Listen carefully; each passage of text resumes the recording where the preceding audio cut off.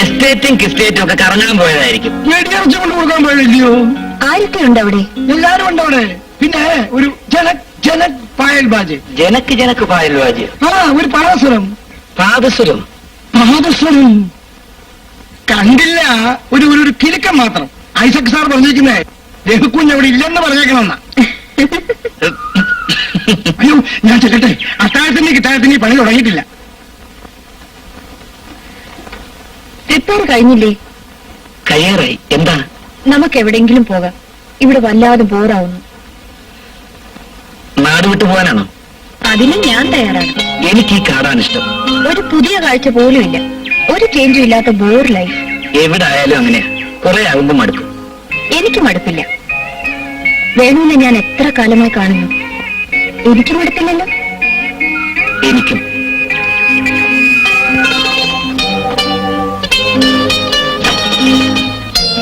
ഓരോ ദിവസം തുടങ്ങുമ്പോഴും ഒരു പുതിയ ജീവിതം ആരംഭിക്കുന്ന പോലെ കാടായാലും നാടായാലും കടലായാലും. വേണു, നമുക്കൊന്ന് ടൗണിലേക്ക് പോണം. തുളസി വരുന്നുണ്ടോ? എന്തിനാണമ്മേ? വിഷു അല്ലേ വരുന്നത്. എന്തെങ്കിലുമൊക്കെ വാങ്ങിക്കണ്ടേ? വേണോ, എനിക്ക് 2 കുപ്പി വിസ്കി. അത് വാങ്ങണമെന്നുണ്ടോ? മോനോട് ചോദിച്ചാ പോയി.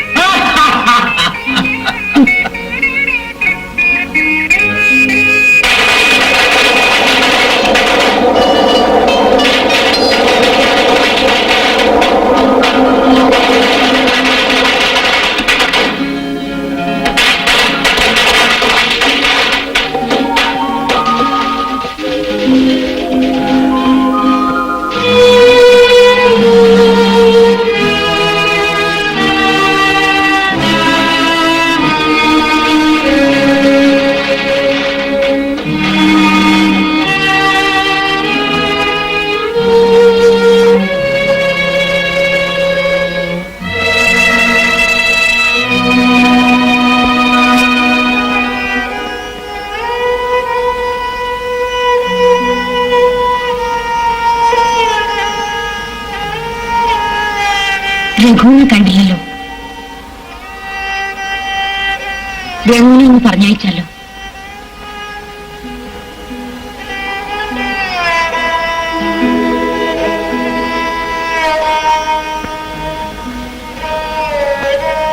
അവൻ എവിടെയാണെന്ന് കരുതിയാണ് ആളയക്കുന്നത്. ഈ അമ്മ ഇവിടെ ഉണ്ടെന്ന് പോലും അവൻ മറന്നു. ഇന്നെന്റെ പിറന്നാളാണ്. ഇന്നലെയും അവനോട് ഞാനിത് പറഞ്ഞതാണ്. അടുത്ത വിഷുവിന് എന്റെ പിറന്നാൾ ആഘോഷിക്കാൻ ഞാൻ ഉണ്ടായില്ലെന്ന് വരുമ്പോളെ. അച്ഛാ, എന്റെ മക്കൾ വലുതായി. ഇനി ഞാനില്ലെങ്കിൽ എന്ത്?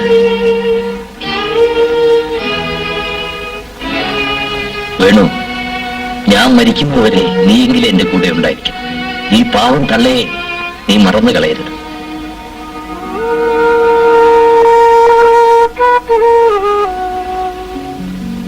രഘുവിനെ കണ്ടില്ലല്ലോ മോനെ.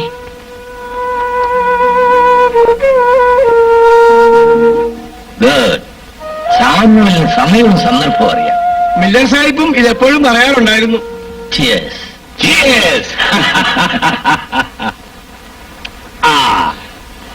ഇത്തവണ വിഷു തനിച്ചാഘോഷിക്കേണ്ടി വരുമോ എന്ന് കരുതി ഞാൻ വിഷമിച്ചിരിക്കുകയായിരുന്നു.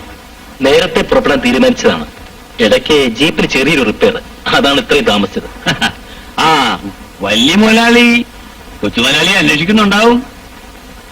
ഇന്നിനി അങ്ങോട്ട് പോകുന്നില്ല. ആലീസ് എന്താ നിൽക്കുന്നത്? അവിടെ ഇരിക്കൂ. ആലീസിനെ അച്ഛൻ സ്വീകരിക്കുമോ എന്നാണ് എന്റെ ഭയം. അതുകൊള്ള സ്വീകരിച്ചില്ലെങ്കിൽ എന്ത്? അന്തസ്സായിട്ട് ഓഹരി വാങ്ങിച്ച് ഒരു കുടിൽ കെട്ടി ഇവിടെ എവിടെയാണ് താമസിക്കണം. കൊച്ചുമുതലാളിയുടെ ഭാര്യ ആരായിരിക്കണമെന്ന് തീരുമാനിക്കുന്നത് കൊച്ചുമുതലാളിയാണ്. ഇങ്ങോട്ട് പോരണ്ടെന്ന് ഞാൻ പറഞ്ഞതാ. പക്ഷേ രഘുവേട്ടൻ സമ്മതിച്ചില്ല. ആലി ശരിക്കും എന്നായാലും പോണമല്ലോ. കൊച്ചുമുതലാളി കൂട്ടിക്കൊണ്ട് പോകുന്നത് അന്യസ്ഥലത്തേക്കല്ലല്ലോ. എങ്കിലും അച്ഛന് വല്ലാത്ത പ്രയാസം കാണും. മാത്രമല്ല, ഇപ്പോൾ പ്രഷറിന്റെ അസുഖം അല്പം കൂടുതലുമാണ്. ഞാൻ കാരണം ആവശ്യമില്ലാത്ത കുഴപ്പങ്ങളൊന്നും വരുത്തി വെക്കരുത്. ഒരു കുഴപ്പമില്ല കുഞ്ഞെ. സ്വന്തം മകനേക്കാൾ അദ്ദേഹത്തിന് സ്നേഹം ആ വളർത്തുമകനോടാ. അത് ശരിയാണ്. ആരായിരുന്നാലും ഇങ്ങോട്ട് വരുന്നത് തിരിച്ചു കൊടുക്കുകയുള്ളൂ. ആ സ്വാഭാവികമായിട്ടാണല്ലേ ചെയ്യാനൊക്കൂ. അച്ഛനും മകനുമാണെന്ന് വിചാരിച്ച് മറ്റെന്തെങ്കിലും ചെയ്യാനൊക്കോ? ഏതായാലും ആലീസ് ടെസ്റ്റ് ചെയ്യൂ. നാളെ രാവിലെ ഞാൻ അച്ഛനെ കാണും. ആലീസിനെ പരിചയപ്പെടുത്തും. എതിർപ്പില്ലെങ്കിൽ ബംഗ്ലാവിൽ താമസിക്കും. ഇല്ലെങ്കിൽ ഐസക്ക് പറഞ്ഞ പോലെ എന്റെ ഓഹരി ഞാൻ വാങ്ങി എവിടെയെങ്കിലും താമസിക്കും. പത്മനാഭ, എന്തോ ആ ഭക്ഷണ സാധനങ്ങളെല്ലാം കൊണ്ടുവരൂ. ശരിയാവുന്നേ ഉള്ളു. ഇപ്പൊ കൊണ്ടുവരാം. വേഗം കൊണ്ടുവരൂ. ആ മതി മതി മതി. അതും വിവാഹം കഴിക്കും. ആരെയും കൂട്ടി ഐസക്കിന്റെ വീട്ടിൽ വന്നിരിക്കുന്നു. വിഷുവാഘോഷിക്കാൻ.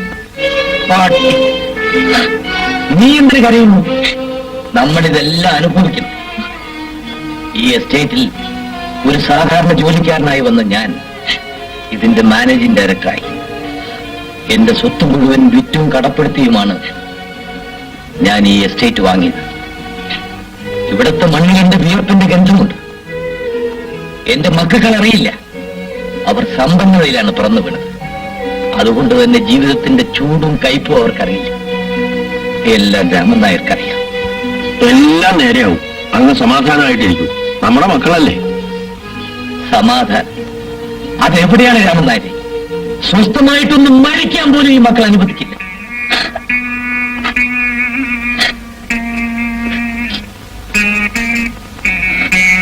നമ്മൾ വിഡ്ഢികളാണ് സുഹൃത്ത്. മക്കളുടെ വരവും കാത്തിരിക്കുന്ന പമ്പര വിഡ്ഢികൾ.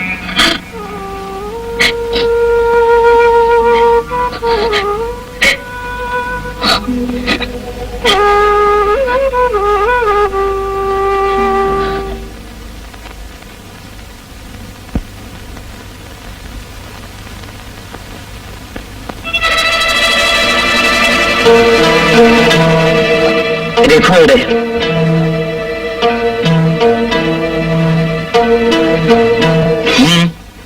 നീ എന്താ ഇവിടെ? രഘു, വീട്ടിലേക്ക് വരൂ.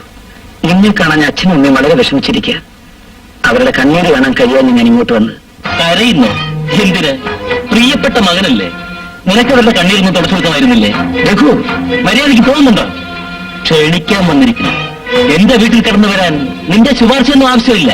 എനിക്ക് തോന്നുമ്പോൾ ഞാൻ വരും, തോന്നുമ്പോൾ വരാതിരിക്കും. Get out! കൊച്ചുമുതലാളി പറഞ്ഞത് മനസ്സിലായില്ല.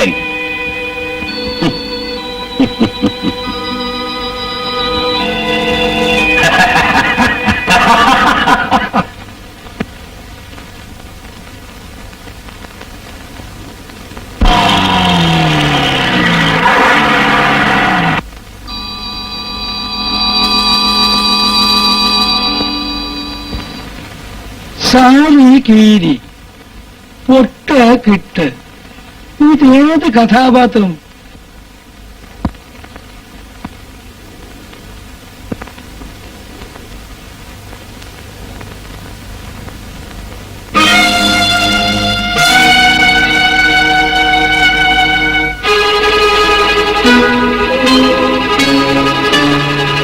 ഇതെന്റെ അമ്മയാണ്. അമ്മേ, ഇതെന്റെ ഭാര്യ ആലീസ്. എന്റെ മകൻ ഇത്രയ്ക്ക് ധീരനാണെന്ന് ഞാൻ കരുതിയിരുന്നില്ല. എവിടെയോ കിടന്നൊരു പെണ്ണിനെ കല്യാണം കഴിച്ചെന്നും പറഞ്ഞ് അമ്മയുടെയും അച്ഛന്റെയും മുന്നിലേക്ക് കൂട്ടിക്കൊണ്ടുവരിക. ഞങ്ങൾ നിനക്ക് അത്രയ്ക്ക് അന്യരായി പോയല്ലേ? പെട്ടെന്ന് അങ്ങനെ ഒരു തീരുമാനം എടുക്കേണ്ടി വന്നു. പറ്റി ഒരു പെണ്ണിനെ പൊറപ്പിക്കാനുള്ള തന്റെ ഇടമൊക്കെ എനിക്കുണ്ട്. ഒരു വിരോധമല്ല. നിനക്ക് തോന്നിയ പോലെ ജീവിക്കാൻ ഇത് വഴിയമ്പലമൊന്നുമല്ല. ശരി, ആരെയും ബുദ്ധിമുട്ടിക്കാതെ ഞാൻ ജീവിച്ചോളാം. എനിക്കിന്റെ ഓഹരി വേണം. എന്ത് പറയുക? ഓഹരി വേണം? എന്താ മനസ്സിലായില്ലേ? ഒഴിക്കേണ്ട മുമ്പിൽ അങ്ങനെ വെറുതെ പോകാൻ തീരുമാനിച്ചല്ലേ ഞാൻ വന്നത്. നീ അത്രയ്ക്ക് എനിക്ക് ഭ്രാന്താണ്.